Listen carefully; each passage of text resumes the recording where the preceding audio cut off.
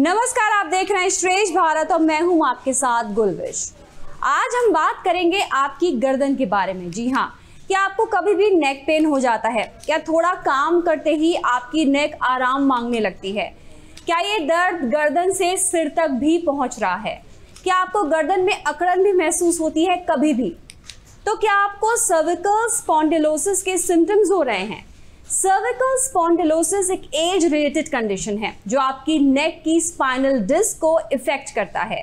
Cervical spondylosis बहुत ही common condition है जो एज बढ़ने से और भी बढ़ सकती है। क्या आपको पता है कि 60 से ऊपर की एज ग्रुप के 85% से ज़्यादा लोगों को सर्विकल स्पॉन्डिलोसिस से सिम्टम्स हो सकते हैं। कई बार लोगों को इसके सिम्टम्स होते हैं, कई बार बहुत कम होते हैं और इसमें लैक ऑफ कोऑर्डिनेशन भी नजर आती है। इसमें डॉक्टर की सलाह कब लेनी चाहिए और कब आपको टेस्ट कराने जरूरी हैं। आइए जानते हैं क्या है सर्विकल स्पॉन्डिलोसिस के सटीक इलाज। हमारे साथ स्टूडियो में खास मेहमान जुड़ गए हैं, सीधे उनका रुख करेंगे। डॉक्टर प्रवीण गुप्ता हमारे साथ जुड़े हैं, न्यूरोलॉजिस्ट हैं। उनसे हम तफसील से इस बीमारी के बारे में आज जानने वाले हैं। डॉक्टर प्रवीण, स्वागत है आपका श्रेष्ठ भारत पर। तो आज हम अपनी जो नेक है उससे रिलेटेड एक हमारी बीमारी है सर्विकल स्पॉन्डिलोसिस, उसके बारे में आपसे जानने वाले हैं। सबसे पहले जानना चाहूंगी आपसे, क्या है ये बीमारी और शरीर के जो नेक है, हम नेक की बात कर रहे हैं, नेक के किस पार्ट को ये इफेक्ट करती है? देखिए, हमारी नेक है, उसके अंदर एक स्पाइन है जो हमारे बॉडी का सेंट्रल पीस है, जिसके अराउंड हमारी नेक हम मूव करते हैं। ऐसे उस नेक के अंदर 7 वर्टिब्रा होती है। उन वर्टिब्रा के बीच में डिस्क्स होती हैं और उनको जोड़ने के लिए, उनकी मूवमेंट को कोऑर्डिनेट करने के लिए लिगामेंट्स होती हैं। तो ये वर्टिब्रा, लिगामेंट्स और डिस्क का आपस में एक तालमेल है, जिसके थ्रू अपने हेड को ऐसे साइड टू साइड हिलाते हैं या आगे पीछे हिलाते हैं। और अपने जो हमारे नेक की फ्लेक्सिबिलिटी है वो इन्हीं पे डिपेंडेंट है एक्चुअली। इसलिए ये डिजीज या नेक के सारे प्रॉब्लम्स इन चीजों के कमजोरी या मैल अलाइनमेंट की वजह से होते हैं। बिल्कुल। तो यहाँ पर मैं जानना चाहूंगी आपसे, क्योंकि हम इसके बारे में सिम्टम्स, डायग्नोसिस, सबके बारे में आगे आपसे प्रोग्राम में बात करेंगे। क्या ये एज रिलेटेड ही हो सकती है? क्या 60 के बाद ही ये हो सकती है, उससे पहले नहीं हो सकती, या आजकल के लाइफस्टाइल को देखते हुए किसी भी एज में ये हो सकता है? जैसे आपने पहले बताया मैम, एज के साथ तो स्पाइन का डिजेनरेशन होता ही है, क्योंकि हमारी जो सर्वाइकल स्पाइन है, हमारे हेड का जो वेट है वो उम्र भर बियर करती रहती है। और आज की लाइफ में जहाँ पे सिटिंग पोस्चर का टाइम पीरियड बहुत बढ़ गया है, हम ऑलमोस्ट 24 में से 18 घंटे 17 घंटे बैठ के बिताते हैं, उसमें इसकी जो डिजेनरेशन है स्पाइन की और बढ़ गई है। तो 60 के ऊपर तो ऑलमोस्ट चल है कि अगर आप एक्सरे या एमआरआई करेंगे तो कुछ स्पॉन्डिलोसिस आपको दिखेगा। But because of desk job, neck को मोड़ के रहने से, बेंड करके रहने में या फ्लेक्स पोस्चर में रहने के कारण, लैक ऑफ नेक एक्सरसाइजेस के कारण यंग लोगों में भी आज सर्वाइकल स्पॉन्डिलोसिस काफी कॉमन होता जा रहा है। अभी हम सिम्टम्स पे आएंगे डॉक्टर प्रवीण, लेकिन मैं जानना चाहूंगी, आपने एक कार्यक्रम में बताया था कि जब हम बैठते भी हैं हमें लग रहा है कि हम रिलैक्स हैं, लेकिन आपका सारा बोझ, हमारी जो स्पाइन है वो उस पर रहता है, राइट? तो यही काम नेक भी कर रही है, यानी कि नेक भी लगातार काम कर रही है आपकी। चाहे आप बैठे हुए हैं, आप सोच रहे हैं आप बहुत आराम से काम कर रहे हो, लेकिन आपकी नेक और आपकी बैक लगातार काम कर रही है। Absolutely ma'am. देखिए, हम जिसको रेस्ट बोलते हैं हमारे जीवन में, फिजिकल एक्टिविटी, मशक्कत, हाथ में वजन उठाना या लेग से भागना कम हो गया है। पर जो डेस्क जॉब हम करते हैं, चाहे लैपटॉप पे करें चाहे बुक पे करें, हम तो जब बैठे हैं तो हमारे हेड का प्राइमरी वेट हमारी नेक ले रही है और हमारी पूरी अपर बॉडी का वेट हमारी बैक ले रही है। इसीलिए आज की डेट में बैक और नेक के प्रॉब्लम्स इतने कॉमन हो गए हैं कि अगर हम पूछें कि डॉक्टर के पास जाने वाले टॉप 5 बीमारियों में नेक और बैक पेन आ। नेक और बैकबोन का वेयर एंड टेयर है, थोड़ा इसके बारे में और हमें आप समझाएंगे? देखिए मैम, हमारी जो स्पाइन है उसकी टोन को मेंटेन करते हैं हमारे मसल्स, और उनके बीच में मसल, लिगामेंट्स, वर्टिब्रे और डिस्क का एक कॉम्प्लेक्स है जिसके बेसिस पे हमारी नेक की सारी मूवमेंट टिकी हुई है। अगर हम अपने नेक के मसल्स की एक्सरसाइज नहीं करते तो नेक के मसल्स जो है वो कमजोर होने लगते हैं और ग्रेविटी उनको नीचे पुल करती है वर्टिब्रा को, और मसल्स का काम होता है उनको अपनी अलाइनमेंट में बिठा के रखना। तो अगर हमारी नेक में कमजोरी आती है lack of exercise, vitamin D की कमी से, शारीरिक वीकनेस से, बहुत सारे लोग आजकल खाना नहीं खाते वेट के चक्कर में, तो हमारे मसल्स हमारे वर्टिब्रल अलाइनमेंट को ठीक से मेंटेन नहीं कर पाते, हमारी डिस्क पे प्रेशर बढ़ने लगता है जिससे डिस्क डीजनरेट होने लगती हैं। इसकी वजह से एज धीरे के धीरे साथ डीजनरेशन होती है, लेकिन आजकल के टाइम में हर एज ग्रुप के लोगों को बैक और नेक इश्यूज हो रहे हैं, जैसे कि लगातार हम बात कर रहे हैं। तो मैं जानना चाहूंगी, अब सिम्टम्स पे आना चाहूंगी, किस किस तरह के सिम्टम्स हो सकते हैं? देखिए, जो सबसे कॉमन सिम्टम है वो होता है नेक पेन और नेक स्टिफनेस।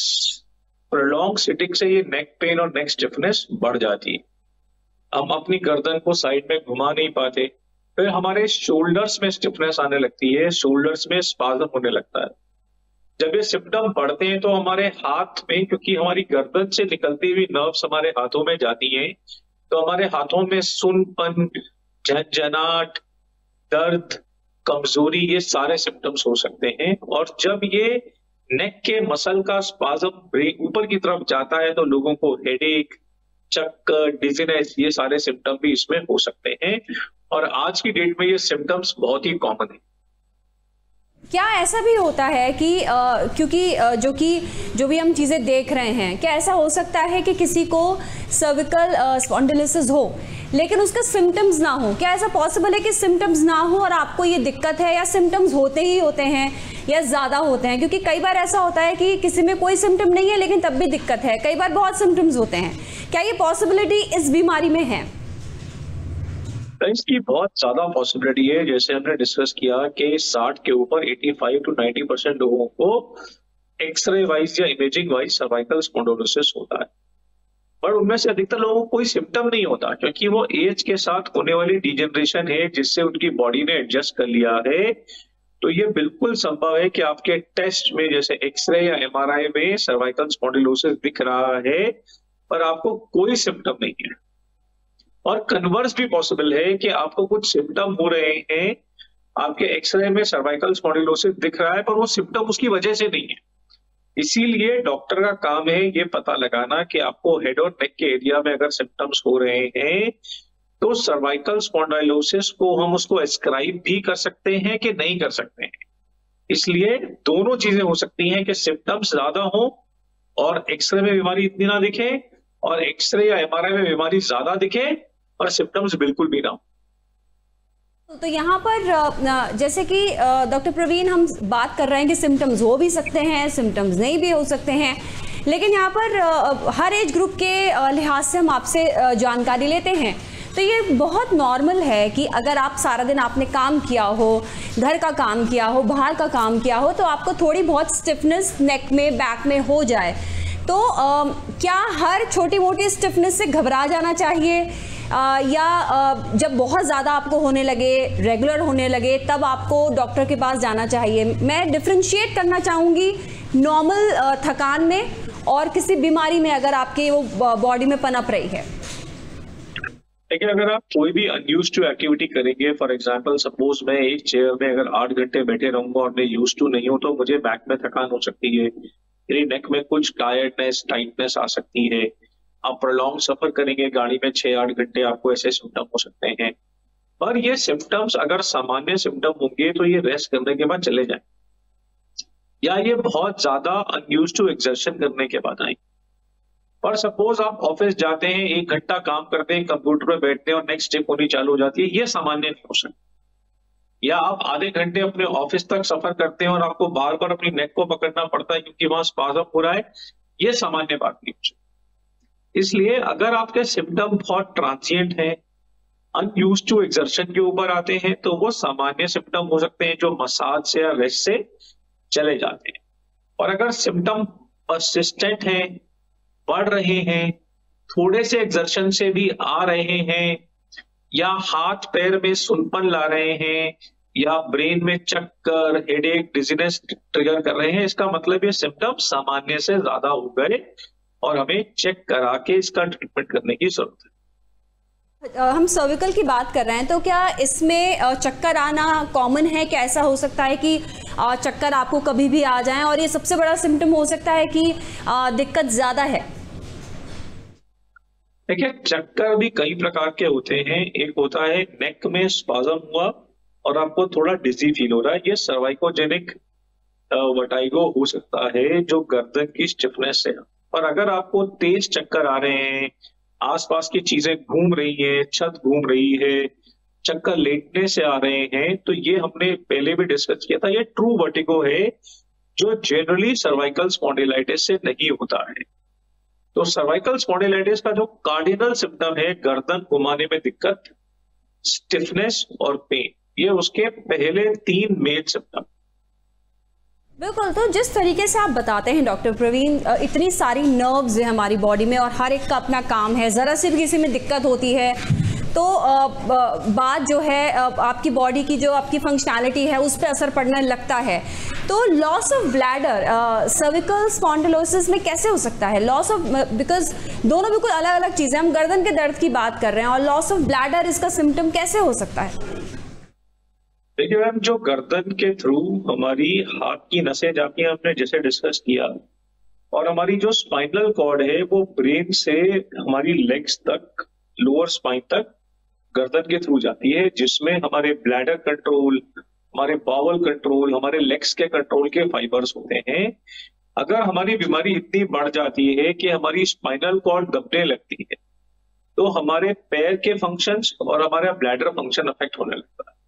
इसलिए सर्वाइकल स्पॉन्डिलोसिस के एडवांस केसेस में जब डिस्क इतनी जगह बाहर आ जाती है, स्पाइनल कॉर्ड आगे पीछे हड्डियां बढ़ने के कारण पिचकने लगती है, तो ये सिम्टम्स आ सकते हैं। यहाँ पर किस तरीके से हमारी बॉडी में जाल फैला हुआ है नर्व्स का और कितनी ज़्यादा इफ़ेक्ट कर सकती है एक चीज़ दूसरी चीज़ को, कहीं ना कहीं ये समझने की भी हम यहाँ पर कोशिश कर रहे हैं। मैं यहाँ पर अब डॉक्टर प्रवीण जानना चाहूँगी कि क्योंकि हम बैकबोन और नेक की बात कर रहे हैं, सर्विकल स्पॉन्डिलोसिस की बात कर रहे हैं, डिहाइड्रेटेड डिस्क क्या होते हैं, जो कॉजेज़ हैं उसके बारे में बात करेंगे और एक एक करके मैं आपसे पूछना चाहूँगी, डिहाइड्रेटेड डिस्क ये क्या होता है? देखिए, हमारी मैम जो वर्टेब्रा होते हैं या जो मेन हड्डियां होती हैं स्पाइन की, उनके बीच में कुशनिंग के लिए डिस्क होती हैं। जब डिस्क का डीजनरेशन होता है तो जो डिस्क के बीच का वाटर होता है, जो उसका सत्व होता है, वो कम हो जाता है, जिसे हम बोलते हैं डिहाइड्रेशन ऑफ डिस्क। फिर डिस्क के जो अंदर मटेरियल है उसे अपने काबू में रखने के लिए, उसकी शेप मेंटेन करने के लिए एक एनुलस होता है उसके आसपास, कभी कभी वो ब्रेक हो जाता है, तो फिर डिस्क अपनी जगह से बाहर आ जाती है, जिसे बोलते हैं प्रोलैप्स्ड इंटरवर्टिबल डिस्क। तो ये जो डिस्क है जब वो अपनी जगह से हिलती है तो उसके पास ही नर्व्स होते हैं, वो नर्व्स को दबाती है। तो जब वो नर्व्स डिस्क की डिस्प्लेसमेंट से दबते हैं तो वो नर्व की इरिटेशन के सिम्टम जैसे पेन, झंझनाहट, नमनेस, पैरास्थीसिया, कमजोरी, ये सब सिम्टम होने लगते हैं। बिल्कुल, आगे बढ़ेंगे। हर्निएटेड डिस्क ये क्या होती हैं? अब देखिए, जब डिस्क अपने एनुलस को तोड़ देती है, मतलब अपनी सीमा से बाहर निकल जाती है, तो वो स्पाइन के अंदर प्रोट्रूड करने लगती है, तो प्रोट्रूजन को हम बोलते हैं डिस्क हर्निएशन। तो जब डिस्क अपनी सीमा या अपने दायरे से बाहर निकलकर अंदर स्पाइनल कैनाल के अंदर प्रोट्रूड करने लगती है, उसको बोलते हैं हर्निएटेड डिस्क। और जनरली ये हर्निएटेड डिस्क ही हमारी नर्व को दबाती है, जो हाथ में या पैर में जो हमें पेन, नमनेस सब होता है, जो हमने पिछले एपिसोड में भी डिस्कस किया था, वो हर्निएटेड डिस्क से नर्व रूट्स के दबने से होता है। यानी कि आगे जो अगर बीमारी बढ़ जाए तो उसका सिम्टम होता है हर्निएटेड डिस्क। Absolutely madam. इसके अलावा बोन स्पर्स क्या होते हैं और लिगामेंट्स जिसकी हम लगातार बात करते हैं, वो स्टिफ होने की बात भी डॉक्टर्स करते हैं, तो बोन स्पर्स और स्टिफ लिगामेंट्स ये क्या हैं? स्पाइन की डिजनरेशन जैसे जैसे बढ़ती है तो बोन्स में वियर एंड टियर से बोनी छोटे छोटे आउटग्रोथ होने लगती हैं, जिसे हम बोन स्पर्स या ऑस्टियोफाइट्स बोलते हैं, जो सर्वाइकल स्पॉन्डिलाइटिस नामक सर्वाइकल स्पाइन डिजेनरेशन का एक पार्ट है। तो ये स्पर्स और ये जितनी भी हड्डी थोड़ी बहुत बढ़ती है वेयर एंड टियर की जगह पे, वो स्पाइनल कैनाल को और नैरो या संकरा कर देती है, जिससे नर्व पे दबाव और उसके सिम्टम्स और बढ़ जाते हैं। और फिर लिगामेंट्स जो स्टिफ होते हैं, अब इन सारी चीजों को, इस एपरेटस को लिगामेंट्स ने जोड़ के रखा है।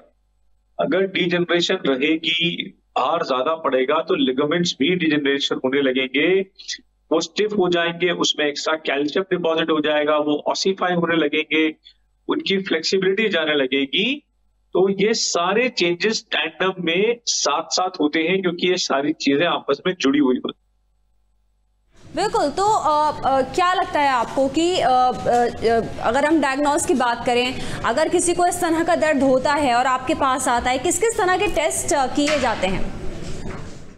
देखिए मैम, एक तो हम सिम्टम्स जो हमने डिस्कस किए उससे डायग्नोस कर सकते हैं। एक सिंपल गर्दन का एक्सरे कर सकते हैं, एक्सरे सर्वाइकल स्पाइन, एपी और लैटरल पोजीशन में जो हमें ऑस्टियोफाइट्स है कि नहीं, मसल स्पाज्म है कि नहीं, डिस्क बेस रिड्यूस है कि नहीं, ऐसी बातें बता सकता है। अगर हमें लगता है कि नर्व पे दबाव पड़ रहा है, हाथ में सिम्टम हो रहे हैं, ब्रेन में सिम्टम जा रहे हैं, पैरों में सिम्टम जा रहे हैं, ब्लैडर इन्वॉल्व हो रहा है, इसका मतलब नसें इन्वॉल्व हो रही। तो एक्सरे नसों को देख नहीं पाता, इसलिए ऐसी सिचुएशन में हमें एमआरआई करना होता है, जो हमें बता पाए कि वाकई कोई नर्व पिच हो रही है या प्रेस हो रही है या उसका करंट कॉम्प्रोमाइज हो रहा है। तो ये चीजें हमें एमआरआई से मालूम चल पाती।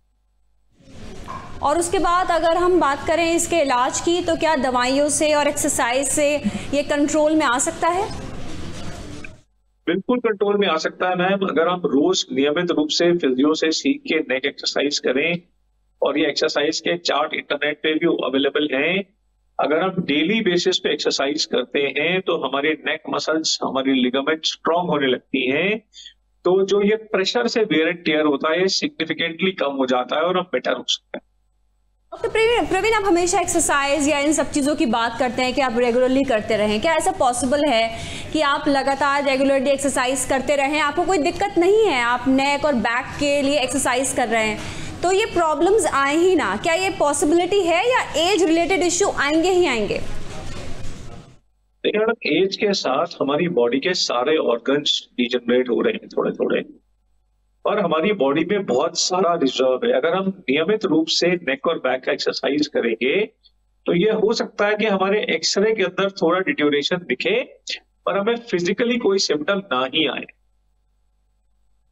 बिल्कुल। तो रेगुलर एक्सरसाइज से ये बहुत हद तक पॉसिबल है कि ये बीमारियां आपको इतना इफेक्ट ना करें। शायद हल्के फुल्के सिम्टम हो, लेकिन आपकी जो नॉर्मल लाइफ है उस पर ये कभी असर नहीं डाल पाएंगी। तभी एक हेल्दी लाइफस्टाइल जो कहा जाता है कि बहुत ज़रूरी है, इसी वजह से ज़रूरी है। शायद आपको अभी ज़रूरत ना हो, लेकिन 60 के बाद जिस तरह की ज़िंदगी आपने बिताई है वो 60 के बाद आपकी बॉडी दर्शाती है। क्या जेनेटिक फैक्टर्स हो सकते हैं इसमें डॉक्टर प्रवीण? क्या जेनेटिक फैक्टर्स की वजह से ये चीज़ें हो सकती हैं? रिस्क फैक्टर्स की मैं बात करूँ, एज, ऑक्यूपेशन, जेनेटिक फैक्टर्स, इसके बारे में थोड़ा बताइए। देखिए, इसमें कई सारी चीजें हो सकती हैं। एज एक बहुत बड़ा फैक्टर है, दूसरा ऑक्यूपेशन, प्रोलॉन्ग डेस्क वर्क, अपनी गर्दन को फ्लेक्स रखना, ये बहुत बड़ा फैक्टर है। हमारी बॉडी की बनावट हमारे जीन से जुड़ी है, हमारे बॉडी की स्ट्रेंथ भी हमारे जीन से जुड़ी है, तो ये जेनेटिक फैक्टर भी इसके अंदर काम करता है। फिर न्यूट्रिशनल फैक्टर्स हैं, जैसे कि lack of vitamin D, lack of vitamin B12 जो हमारे नर्व मसल्स को कमजोर बनाते हैं। फिर इसके साथ लैक ऑफ एक्सरसाइज बहुत बड़ा फैक्टर है, जो हड्डियों के मसल्स को स्ट्रांग बनाता है, हमारी स्पाइन के मसल्स को स्ट्रांग बनाता है। अगर वो मसल्स वीक होते हैं तो हड्डियों पे दबाव बढ़ जाता है, जिससे रेट ऑफ डिजनरेशन भी बढ़ जाती है। तो ये तमाम सारे फैक्टर्स हैं जिनको हमें अपनी नजर में रखना है और नजरअंदाज नहीं करना है। पर क्या है कि एक्सरसाइज से हम इन अधिकतर फैक्टर्स को कंट्रोल करके अपने एसिम्प्टोमेटिक होने का चांस बढ़ा सकते हैं। तो एसिम्प्टोमेटिक जो लगातार डॉक्टर प्रवीण बात कहते रहते हैं कि चीज़ें हो, लेकिन आपकी बॉडी इतनी मजबूत हो कि हर चीज़ को बर्दाश्त कर पाए। तो क्या स्मोकिंग और ड्रिंकिंग, इसकी मैं ज़रूर बात करूंगी, क्या इससे लिंक है? आपकी नेक की हेल्थ का स्मोकिंग और ड्रिंकिंग से लिंक है कोई? मैम डायरेक्ट लिंक नहीं है, पर लैक ऑफ एक्सरसाइज से बहुत स्ट्रॉन्ग लिंक है। जो लोग बहुत स्मोकिंग करते हैं या जो बहुत लोग अल्कोहल करते हैं, वो जनरली एक्सरसाइज पे इतना ध्यान नहीं देते, और लैक ऑफ एक्सरसाइज तो बहुत बड़ा कारण है सर्वाइकल स्पॉन्डिलोसिस के यूनिवर्सल होने का। बिल्कुल, तो यहाँ पर मैं आगे इसकी कॉम्प्लिकेशंस की भी बात करूँगी, लेकिन यहाँ पर मैं उन लोगों के बारे में बात करना चाहूँगी डॉक्टर प्रवीण जो कि डेस्क जॉब करते हैं। जो लोग वर्क फ्रॉम होम है या फिर ऑफिस में काम कर रहे हैं, उनको घंटों बैठ के काम तो करना है सिस्टम पे, या मतलब उनकी सिटिंग पोजीशन रहती है। तो ऐसे में अपनी नेक और अपने स्पाइन की हेल्थ के लिए वो क्या कर सकते हैं? कुछ ऐसी चीज़, कोई टिप्स आप दे सकते हो उन लोगों को? अगर डाइट में मिल्क लें, अच्छे से नट्स लें, बहुत ज्यादा ऑयली खाना ना खाएं। First part is diet. Second part is जो नेक का एक्सरसाइज होता है, बहुत ही सिंपल होता है। आदमी अपने डेस्क पे बैठे बैठे भी करते रह सकता है। तो दिन में कई बार 5 मिनट्स के लिए एक्सरसाइज करके हम इस प्रॉब्लम की रूट को एड्रेस कर सकते हैं। फिर अगर हमें लॉन्ग सिटिंग करनी है तो बीच बीच में लेट कर हम आराम ले लें, जिससे हमारी नेक को रेस्ट मिल जाए। इतने सिंपल सॉल्यूशंस हैं, सिर्फ जरूरत है करने की। अगर हम करेंगे तो हमारी डॉक्टर को विजिट्स नेक और बैक के प्रॉब्लम के लिए सिग्निफिकेंटली कम हो सकती है। तो यहाँ पर एक हेल्दी लाइफस्टाइल बहुत ज़्यादा ज़रूरी है, जैसे कि बताया जा रहा है कि ये चीज़ें आपको करनी है ताकि आपको आगे दिक्कत ना हो। क्या हम इस समय सर्विकल स्पॉन्डिलोसिस के बारे में हमने बहुत तफसील से जाना है आपसे डॉक्टर प्रवीण, तो मैं ये जानना चाहूँगी क्या इसकी कॉम्प्लिकेशंस भी हो सकती हैं? क्योंकि दवाइयों से, एक्सरसाइज से आप काफ़ी हद तक इसे कंट्रोल कर सकते हैं, लेकिन क्या ऐसे भी केसेस आते हैं कि ये जो सर्विकल है ये आगे और दिक्कत कर रहा है, कॉम्प्लिकेशन बढ़ गई है, स्पाइन के लिए दिक्कत कर रहा है? क्या ऐसे लॉन्ग टर्म इफेक्ट आप देख पाते हैं इसके? जी, हमारे पास सब तरह के केसेस आते हैं। जिन लोगों को क्रॉनिक पेन है, पेन की वजह से काम नहीं कर पाते, नेक या शोल्डर मसल स्पाज्म है, या हाथ में नर्व पिंच हो गई है, गर्दन में हाथ ठीक से काम नहीं कर रहा, हाथ में झंझनाहट रहती है या कमजोरी रहती है, केस और एडवांस होने से स्पाइनल कॉर्ड दब गई है जिसकी वजह से पैर भी ठीक से काम नहीं कर रहे, यूरिन कंट्रोल भी नहीं हो पा रहा, तो हम तरह तरह के प्रेजेंटेशंस देखते हैं, mild to severe of the same problem, because it's a very very common problem. बिल्कुल, तो यहाँ पर मैं जानना चाहूँगी किस तरह के लाइफस्टाइल में चेंजेस आप बताएंगे डॉक्टर प्रवीण कि लोगों को करने चाहिए कि उनकी जो नेक की हेल्थ है वो अच्छी रहे? मैडम, एक ही पोजीशन में गर्दन को अकड़ा के ना बैठें, अपनी पोजीशन अपने डेस्क पे बार बार चेंज करते रहें। जब भी आपको 5-10 मिनट का टाइम मिले तो खुद एक्सरसाइज अपनी कुर्सी पे बैठ के ही कर सकते हैं। एडिक्वेट न्यूट्रिशियस डाइट लें, मिल्क और विटामिन डी को पूरा रखें। गर्दन को बहुत देर झुका के जबरदस्ती काम ना करें, गर्दन को बीच बीच में एक्सटेंड भी करें ताकि हमारे मसल्स को चेंज मिलता रहे, और इससे डरे बिल्कुल नहीं। सिंपल एक्सरसाइज जो कि बहुत ज्यादा टाइम में नहीं लेती, उससे ये बीमारी को काफी हद तक बिना दवाई के ही ठीक किया जा सकता है। बिल्कुल, बहुत बहुत शुक्रिया डॉक्टर प्रवीण, आपने सर्विकल स्पॉन्डिलोसिस के बारे में इतनी तफसील से हमको जानकारी दी है। कहीं ना कहीं लोग समझेंगे कि कितना ज़रूरी है कि एक्सरसाइज करें, हेल्दी लाइफस्टाइल करें, ताकि उनकी पूरी ज़िंदगी 60 के बाद की ज़िंदगी भी हेल्दी रहे। बहुत बहुत शुक्रिया हमारे साथ जुड़ने के लिए। तो आज हमने आपको सर्विकल स्पॉन्डिलोसिस के बारे में बताया।